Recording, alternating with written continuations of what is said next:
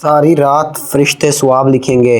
حسبنا اللہ 3 مرتبہ، لا الہ الا اللہ 3 مرتبہ، استغفر اللہ 3 مرتبہ، ان اللہ علی کل شیء قدیر 3 مرتبہ، اللہم اغفر لی ذنبی 3 مرتبہ، صلی اللہ علی محمد 3 مرتبہ، اللہم صلی علی محمد 3 مرتبہ، سبحان اللہ و بحمدہ 3 مرتبہ۔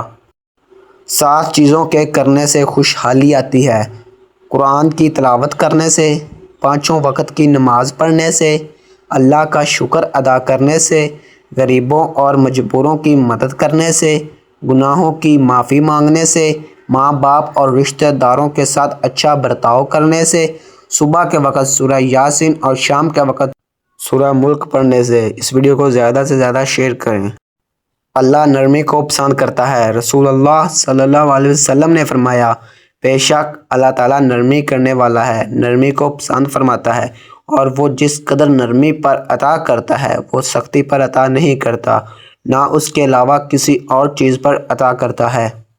صحیح مسلم حدیث نمبر 2593۔ اللہ سے مانگنے کا طریقہ۔ کبھی راہ چلتے کسی بھیک مانگنے والے فقیر کو غور سے دیکھا ہے؟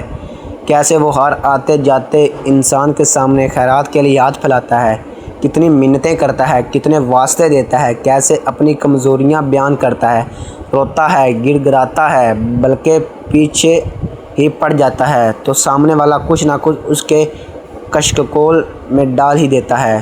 یہی تو ادا ہے مانگنے والے کی کہ جس سے دینے والے کا دل پسیج جائے۔